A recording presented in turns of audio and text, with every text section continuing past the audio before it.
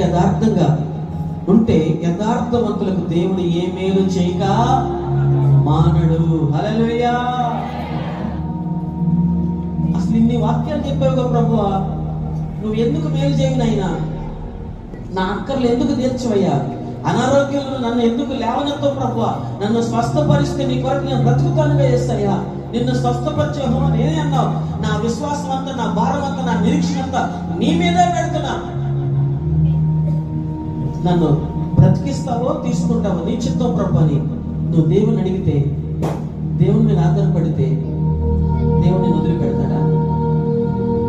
సహోదరి సోదర, నా కుమారుడు వచ్చి డాడీ డాడీ నువ్వే చెప్పావుగా నేను నీ కుమారుని అని, నువ్వు నా తండ్రి అని. అవునయ్యా చెప్పాను. అయితే నాకు స్కూల్లో అన్నిట్లో ఫస్ట్ మార్క్ వస్తే నాకు ఒక కేకు కొనిస్తానని చెప్పన్నావు. మరి నాకు అన్ని సబ్జెక్టులో మంచి మార్కులు వచ్చినాయి చూడు అని ప్రోగ్రెస్ కార్డు తీసుకొచ్చి చూపిస్తే అన్నిట్లో మంచి మార్కులు వచ్చినాయి అనుకోండి. నేను అడిగినది, నేను చెప్పిన మాట తప్పుతానా? అయ్యా నీకు అన్నిటి మంచి మార్కులు వస్తే నీకు నేను తప్పకుండా ఒక మంచి కేకు కొనిస్తానని చెప్పాను కదా, తప్పకుండా నీకు కొనిస్తానని చెప్పి బండి మీద ఎక్కించుకొని సెంటర్కి తీసుకెళ్ళి 5-6 రకాల కేకులు ఉన్నాయి. నీకు ఏ కేక్ కావాలో కోరుకో, నీకు ఏ తినాలనిపిస్తుందో కోరుకో.